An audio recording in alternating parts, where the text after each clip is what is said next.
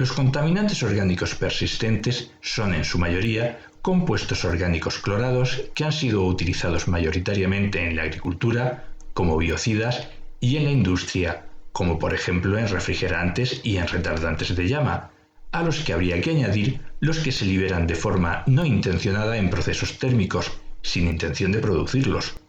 Por lo tanto, además de los insecticidas ya vistos en un vídeo anterior, se considerarán en este grupo a los bifenilos policlorados, a las dioxinas, los furanos y las sustancias perfluoroalquiladas. Los hidrocarburos aromáticos policíclicos los veremos en otro tema. Se trata de compuestos muy persistentes en el ecosistema, con baja degradabilidad y de gran potencial tóxico.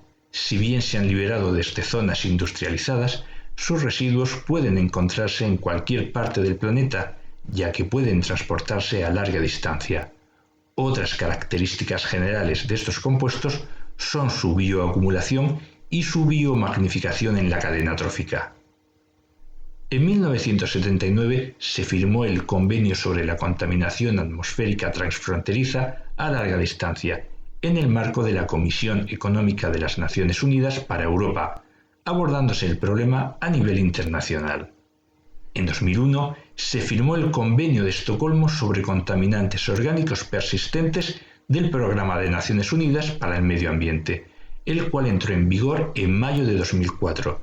Posteriormente, la Unión Europea publicó el Reglamento 850 de 2004 sobre contaminantes orgánicos persistentes, con objeto de proteger la salud y el medio ambiente.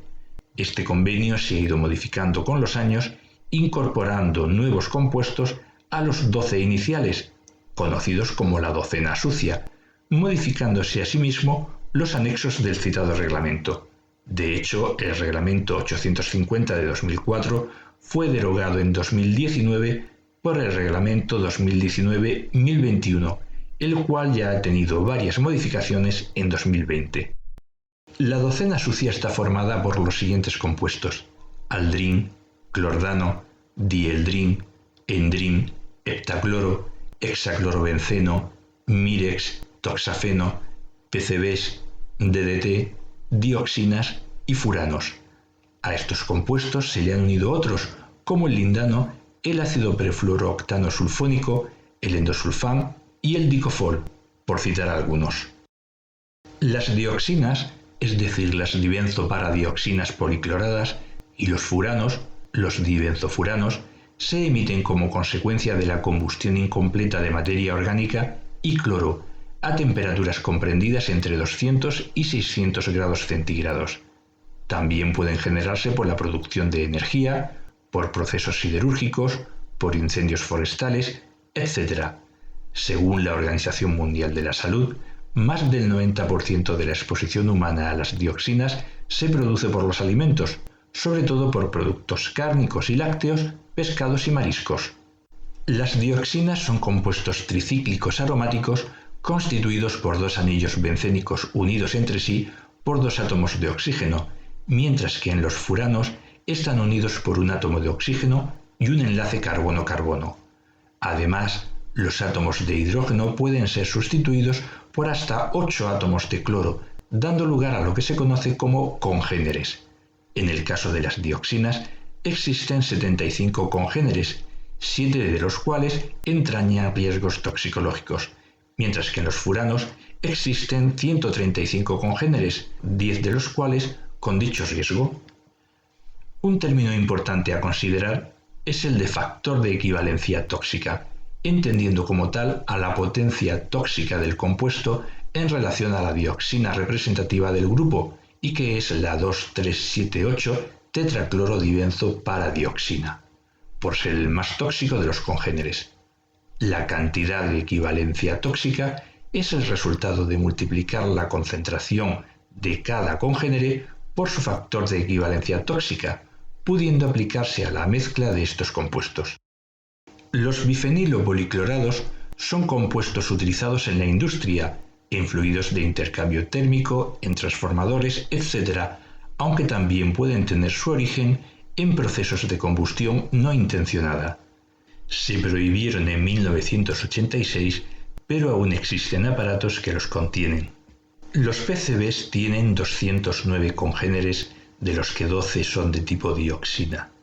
Estos compuestos no están sustituidos en posición orto o son mono-orto sustituidos y contienen al menos 4 sustituyentes de cloro, pudiendo adoptar fácilmente una estructura coplanar, mostrando así propiedades toxicológicas similares a la tetracloro-dibenzo-paradioxina.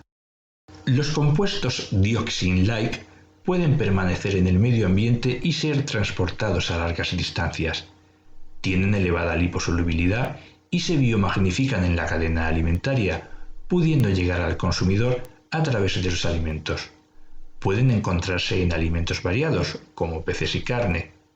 La exposición a estos compuestos procede fundamentalmente de los alimentos, sobre todo de los grasos, aunque la mayoría tienen concentraciones muy bajas.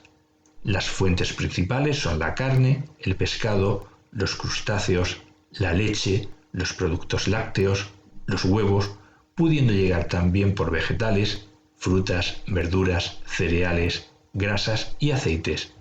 Estos compuestos se absorben bien a través del aparato digestivo, dependiendo la velocidad de absorción del grado de cloración. Se distribuyen rápidamente por todo el organismo, unidos a proteínas plasmáticas, llegando a tejidos grasos donde se concentran. Estos tejidos son el tejido adiposo, el sistema nervioso central, el hígado, etc. Una vez aquí, su biodisponibilidad es baja. Su metabolización es continua pero lenta, interviniendo isoenzimas del citocromo P450.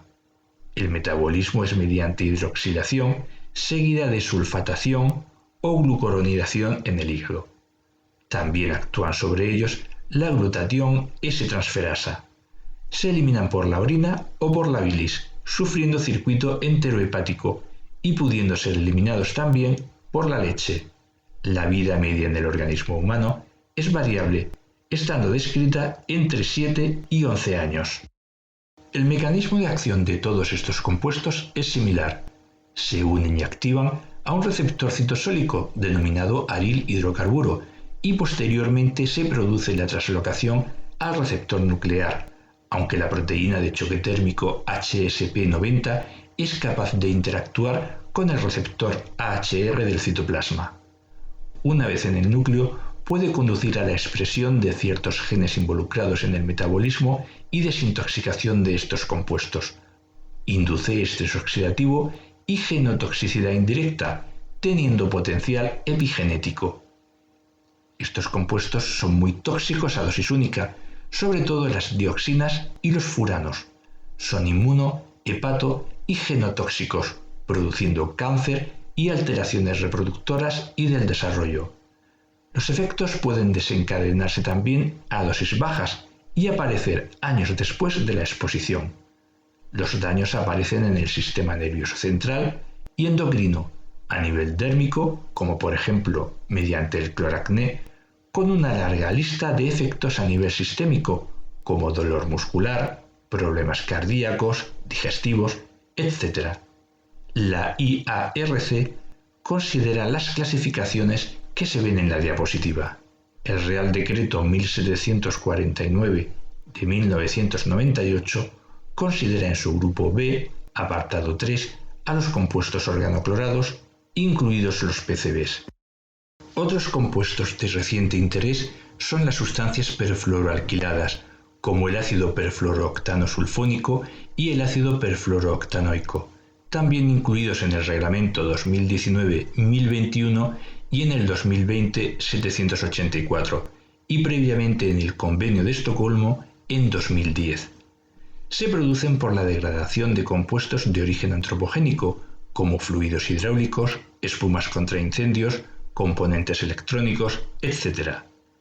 Los compuestos perfluoroalquilados están formados por una cadena alquílica hidrofóbica total o parcialmente fluorada y de longitud variable, y con un grupo final hidrofílico. Estas sustancias son muy estables, por lo que tienen muchos usos a nivel industrial. Según la EFSA, los productos más importantes a vigilar son el pescado y los productos de la pesca, aunque también lo son la carne y los productos cárnicos, sobre todo el hígado, En 2008, la Comisión Técnica Científica de Contaminantes de la Cadena Alimentaria de la Autoridad Europea de Seguridad Alimentaria estimó poco probable que estas sustancias estuvieran teniendo efectos nocivos en la población general. En los últimos años se han ido sucediendo diversos informes de evaluación de riesgos para la salud humana y en 2020 la EFSA publicó una opinión científica sobre el tema, concluyendo que una proporción de la población europea supera la ingesta semanal tolerable de 4,4 nanogramos por kilo de peso corporal por semana, lo cual es preocupante. Estos compuestos se absorben bien, se transportan con la albúmina plasmática hasta el hígado y el riñón, no se metabolizan y se eliminan por la orina y por la bilis, siendo mayor por esta última vía, aunque no de forma significativa. La vida media en el organismo se estima entre 2 y 6 años y se ha visto también en la leche materna y en plasma de bebés. En animales de experimentación se ha visto toxicidad reproductiva y en el desarrollo, neurotoxicidad y sobre todo inmunotoxicidad. No parece haber efecto genotóxico directo, aunque podrían ser promotores de tumores. En humanos, los estudios epidemiológicos no aportan evidencias suficientes para asociarlos con neurotoxicidad, carcinogenicidad, enfermedades cardiovasculares, alteraciones renales, alergias, etc., aunque sí que los asocian con un aumento de los niveles de colesterol sérico y cierta propensión a las infecciones y con la respuesta a las vacunas. Y con esto hemos terminado por hoy.